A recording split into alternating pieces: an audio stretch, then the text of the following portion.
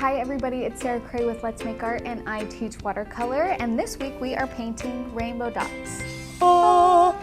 Fun project, great way to get into watercolor to understand wet on wet technique, how your paintbrush works, all of that fun stuff. I have Keenan here. Hello, thank you for coming. He's working cameras, he'll tell me where to look and he'll ask questions along the way. So we are going to do this project in 3 steps. The first step, we're going to put in our blue dots. Our second step, we're going to put in our red and pink dots. And our third step, we're going to put in our yellow/orange dots. Which are the best colors? Orange, yellow. According to Keenan. And Sarah, I like yellow a lot. Perfect. We are using 3 colors. So the first color we are using is lemon yellow. The third color we are using is azure blue. A second color. I was like, interesting choice. We're going first, third, second. We like to keep you on your toes here. We're just checking if you're paying attention. Our last color is magenta. Oh, good save. There we go. Maybe I just didn't say numbers anymore. Our third color and our last color. And you'll notice here that I have the 3 different colors spread across my palette. I did that to leave room for mixing in between because we will mix some of these colors. Also, I want to say that in your packet here with these colors, you might see a little bit of separation. That's totally normal. You can shake it up. Even if it doesn't totally disperse, that's fine. These should still work just great. So don't stress if you see that. Totally normal. Okay. So the paintbrush we're using is a round 4, and the reason why rounds are so great with watercolor is because they have a thicker belly or bottom of the brush and a nice sharp, maybe sharp isn't the right word, but narrow pointy tip. And the reason why this is so great is because you can get a thin and a thick stroke just depending on your pressure. So if I were to take my paintbrush, grab some paint and hold it straight up and down really light, I'll get a thin line. If I were to kind of hold it more to the side and press down, that's how thick of a line I can get. So with watercolor, it's really wonderful because you have this versatility of brush stroke thickness and things like that. So that's why they're pretty common in watercolor and why we use them almost exclusively, I would say. As we paint this project, you'll notice that I'll refer to things such as value or wet on wet technique. I'll explain those as I go, but if you want any background information on supplies or anything like that, you are free to watch our beginner series on YouTube where I go over techniques, textures, supplies used, all of that fun stuff. Now before I get started, I'm going to tape down my paper just using painter's tape. I'm just going to tape the corners here. Because with watercolor, depending on the type of paper you use, if you put a lot of water on there, it starts to wave. And that can be frustrating if it starts to curl while you're painting. So sometimes I just like to make sure it stays in place. Okay, now before we get started, we need to do our oath. So if you can raise your right hand and repeat after me. I promise to be kind to myself. I promise to be kind to myself. I promise not to compare my work. I promise not to compare my work. And I promise to have fun. And I promise to have fun. Ding. Ding. And I love starting that way because I think that when we try something new, we're kind of stressed and we are kind of really hard on ourselves and we're comparing our work to what we're seeing and we get kind of flustered if it doesn't match or all of that stuff. So this is just to remind you that we're taking the competition out of this. This is not about being the best. This is not about anything other than experimenting and having fun and trying something new. That's what this is about. So really just like enjoy yourself. Yeah, get comfortable. Get comfortable.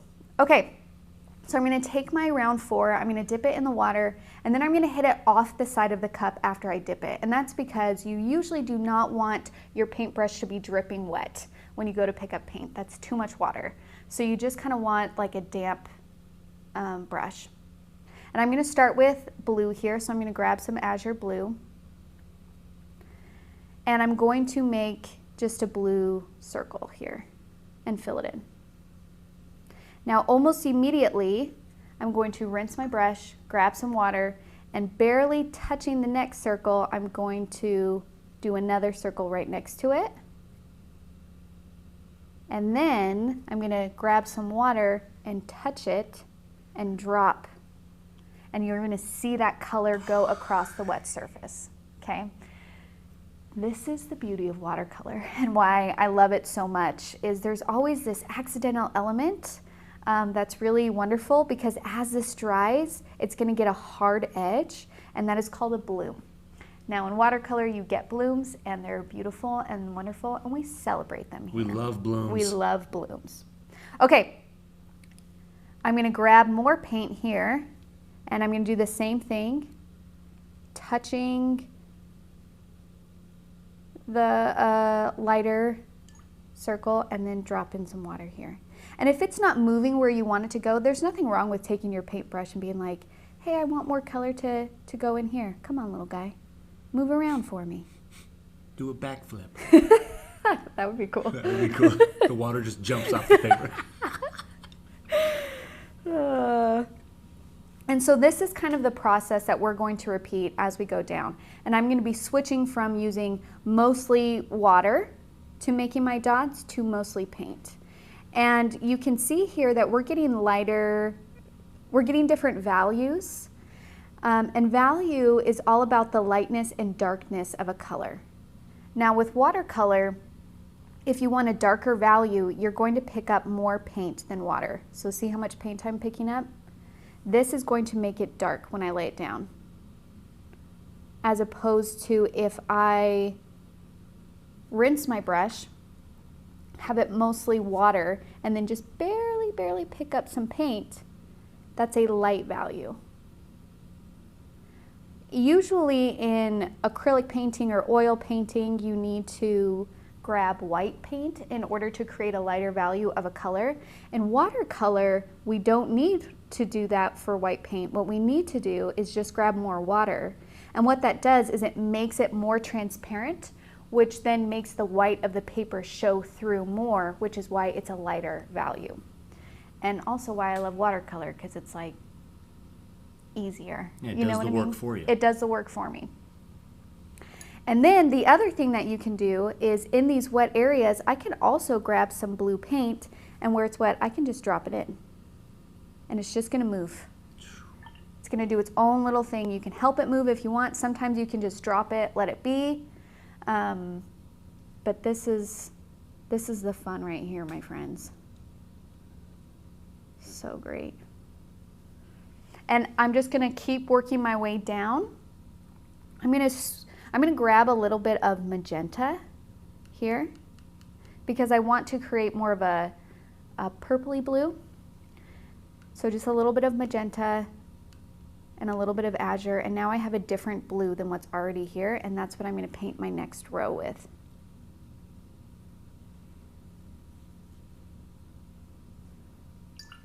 And again, you can drop in a water drop. Oh, look at that go. Ooh. Yeah. Now I'm going to use just water. And you can have them touch on the top and from side to side too. Now that we've kind of played with that wet on wet technique, and wet on wet, basically that just means that you're taking a wet paintbrush and dropping water or paint into an already wet surface. And that already wet surface can either be just water or it can be a painted area that's still wet from being painted. So that's wet on wet, and it's really like so fun. It's so satisfying. It's so great to watch. Now what I would like you to do is I want you to get used to your paintbrush. So if you want to do get used to making thin lines, then I would ask you to hold your paintbrush straight up and down, draw a circle, and see how thin you can make that. And then hold it to the side and fill it in. And this is just so you guys can get used to how to hold your brush depending on the type of stroke you want to make. And I know it's going to feel weird at first, because like it's kind of awkward holding things straight up and down. But the more comfortable you are with kind of like your brush, the more you're able to do different marks, which just increase like your ability to paint something and paint it quickly. Practice all the things, you get better. Yeah. So just take your time, play with that. Maybe you want to do an entire dot just on the side like this. Maybe you want to do an entire dot straight up and down. Just make sure they run into each other so we can get that kind of bleeding and blending. Now I'm going to add even more magenta to my mixture to get a more true purple. And I'm just going to keep on going.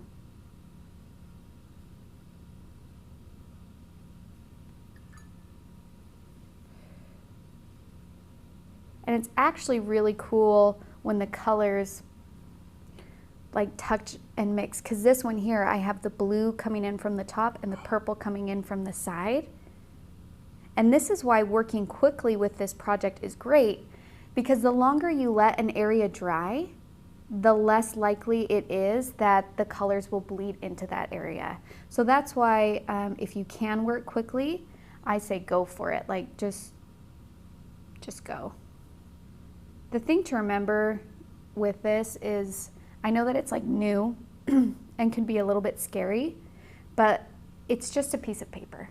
That's all it is. And so if you just want to like have fun and go crazy and just play, do it. There's nothing wrong with, I think there's a lot of value in that, and sometimes we don't do that enough. We sometimes are so serious and kind of treat this as precious, where I want you guys to, I don't know, be okay with just having fun. And remember that because it's only a piece of paper, like the very worst thing that's going to happen is you'll throw this piece of paper away. Like that's the very worst thing. So don't stress out about it too much. Okay, I'm going to add more magenta to my purple mixture because I want to do a nice like pinky purple. And I'm just going to keep on going. I just thought of a cool idea you could do with this when you're finished. Oh, okay, tell me. Cut it into strips and use it as bookmarks. Yeah. You have your own custom-made bookmark that's beautiful. I love that. Yeah. And the fun thing about this technique is you can do other shapes besides dots. We did a project similar to this, but it was hearts, and we sent that to someone. Yes. And we made cards. It's adorable. Yeah, so you can really mix this up, do whatever shapes you want, do whatever colors you want to. You don't have to do the exact colors I'm doing. Just so you guys know, even though I'm showing you how to do this, you're the artist. You're painting this, you're making this. So you can change the colors. What if you don't like yellow? I mean, Keenan doesn't understand that, but... I don't understand that. You should like yellow, and especially orange. Orange. But you guys are free to make your own decisions when it comes to this. And I know that when we're not used to that, it kind of scares us. Like we're afraid we're going to mess it up or something. But again, we learn when we try new things, and it's just a piece of paper. And I want you guys to remember that you are just as capable of creating something as I am. Yes, Keenan. I have an addition to it's just a piece of paper. Yes. Not only is it just a piece of paper, but it's step one of you getting better at something you're going to enjoy a lot. Yes. So if you keep it and look at it later, you'll see your improvement if you stick to it. Yeah, like some people like to keep their first tries at something just so they can see how much they've grown over time. Yeah. There's a lot of value in that too. Okay, so now I'm ready to get into more like the reds and oranges. So I'm going to grab some magenta here, and I'm going to grab a little bit of yellow. And when I mix a little bit of yellow into that magenta, it's going to make more of a red color actually. And then I'm just going to keep on going with my dots. Remember to let them touch. You can help the color move within there. And if you work super quick, you'll see that some colors, it will kind of start to stream down. You see how this has 3 different colors going on? Yes. Yeah, it's so great. It's called a community of color. That's what I should have named this project, Keenan. That's a great name. And the other thing, if you guys are having trouble and you're picking up way too much water, that you have pools, like actual puddles on your page, utilize that paper towel. So I can pick up water, touch my brush on my paper towel, and pick up some paint, and now it's not too bad. So please remember that your paper towel is there to help you kind of control that water and paint ratio. And it does take some time to get used to the feel of it and like knowing how much you should have on your brush. So if you're getting frustrated with that, just know that you're not alone. That's something that just gets easier and better with time. So don't give up is what I'm saying.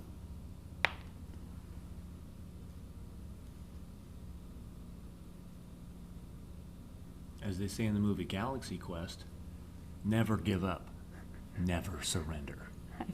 I'm not familiar. It's a great movie. You should watch it. It's a very well-known movie. The never give up, like that's who gets the credit for that saying is Galaxy Quest. Never give up. Yes. Okay. Now I'm ready to start adding more orange color, so I'm just going to swoop in some more yellow into my magenta mixture to get more of an orange. And I'm just going to go right into it.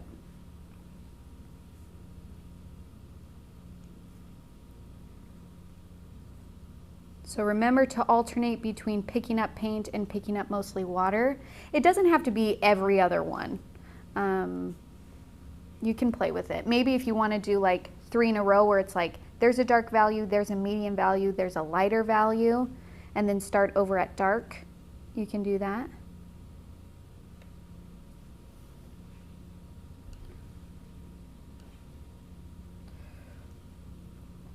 Oh yeah, look at that color go in there.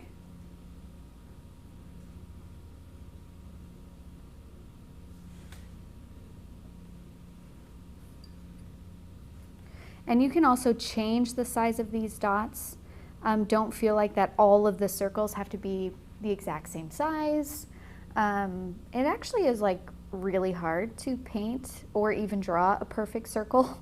So like if you make a circle and it's kind of wonky, you can always like reshape it. Don't feel like your first brush stroke has to be perfect because that very rarely happens.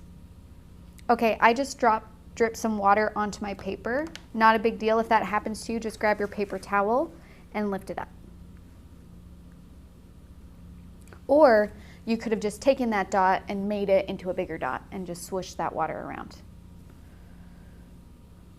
Put that dot inside another dot and smash it with a hammer. Put that box inside another box. Ship it to myself. That's from The Emperor's New Groove, if Yes, you it guys is. are not familiar. One of my favorite movies to watch with my kids.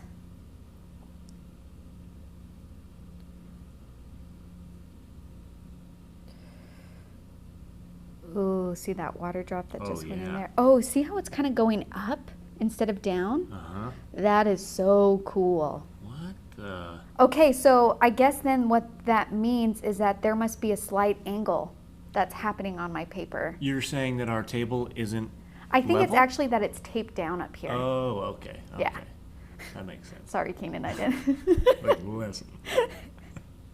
But just so you know, if anything, that informs you that watercolor, because it's wet, I mean, it will drop and droop in whatever direction it is, which is a lot of the time why watercolor is painted flat as opposed to on a canvas standing up. You can paint watercolor standing up, you just have to utilize that direction to your advantage and know that if you make a mark, it's going to drip down because of gravity. I'm not. Science. Gravity? Yeah.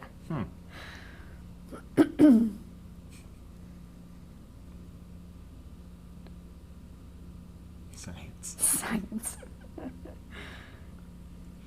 Okay, and now, excuse me. Keep getting a frog in my throat. Okay, now I'm getting to the point where I can do just yellow. So I got some good reds, I utilized some good oranges, those colors are starting to like spread in and out, And now I can use just straight yellow, which is a very vibrant yellow. Now, if you are familiar with watercolor, you might not be familiar with liquid watercolor, which is what we prefer to use. And the reason why I really love liquid watercolor is, one, the vibrancy. They're very bright colors, and I'm a huge fan of bright colors. I think it makes painting kind of fun and happy.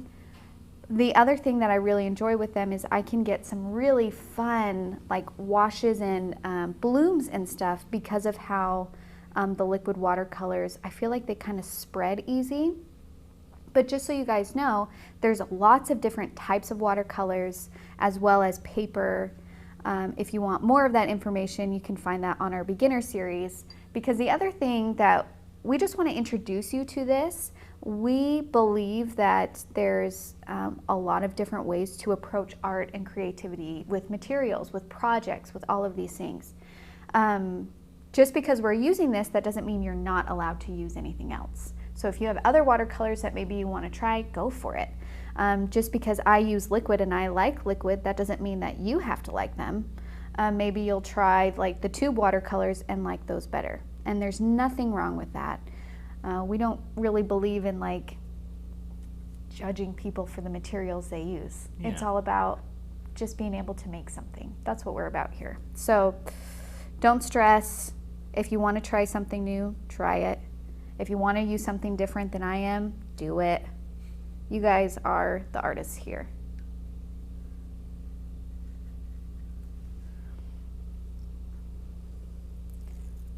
And I'm just going to peel off this little corner so I can paint the corner down here. And then if you guys really want, and if it's still wet enough, you could even untape this, and like I said, like that drips, see if you can get some of these colors to drip in. And you can always like add some too. So let's say if I want some orange to drip into some yellow, I can drop some in here and then just stand my paper up. Ooh. Maybe move it to the side, back to the other side. You can do it back the other way. Just play with it. Play, just notice how the paint reacts with the water. Don't be afraid to drop in some strong color in an area, even some water droplets. This is your painting. And I really want you to utilize this time as just like having fun. Ooh, I just dropped some magenta into there. Look how nice that is. Where did you drop it? Right here. Oh, that's pretty. Thanks, Keenan. And I could do a water drop on top of that, make that color move down even further. Oh, that's nice. Yeah, isn't that fun? And you can see up here, we're starting to dry now, so you can see what those blooms look like as they dry.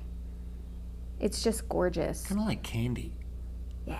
Yeah, and I like candy. Listen, we like candy around here. But the biggest thing is I notice that sometimes people with watercolor, they sometimes get frustrated that there is a lot of things that they can't control. And so I approach it as I'm going to put something down and it's going to do the work for me, and I'm going to appreciate what it does even though I have no idea what it's going to look like. So it's a great lesson in letting go a little bit, appreciating the imperfections, and not getting kind of stressed out about things that you didn't expect. So just so you know, if you're the type of personality who maybe likes to control everything, if you're getting frustrated, that's normal. That's totally normal. So acknowledge that, and then just so you know, take a moment to actually appreciate it maybe instead. But this is our first project. Yeah. So I love this project so much. And I hope you guys just doing this, you feel a little bit more comfortable with how to utilize your round brush, how the liquid watercolors work with the water, the vibrancy that you can get, and how to utilize that wet on wet technique that we're going to use through these different projects. So thank you so much for painting this with me. I want to see how yours turn out, and you can tag us on Instagram so we could see it. You can tag us at Let's Go Make Art or hashtag Let's Make Art. so I can see it. And we also have a really wonderful Facebook group called Let's Make Art Watercolor. And we created this group for the sole purpose of you guys being able to see what each other are creating. I think that when you're trying something new, it's a lot easier to know that you're not alone. It's a fairly large group. And there's a lot of different skill sets in there, so don't be intimidated. Share your work. We learn from each other. And I think the more we share, even ones that maybe we don't love, I think it kind of gets rid of that idea that artists nail it perfectly every time the first time, because that's not true. We mess up. I mess up all of the time. I very rarely get something right the very first time, and I just keep on doing it over again.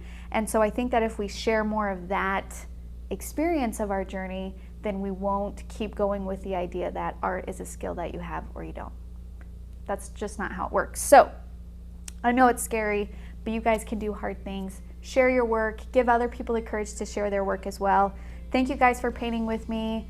If you need further information on supplies, you can find our beginner series on YouTube. Also, our website is letsmakeart.com if you need any of these supplies or more. And I think that's all I gotta say. Thanks for painting with me. Bye.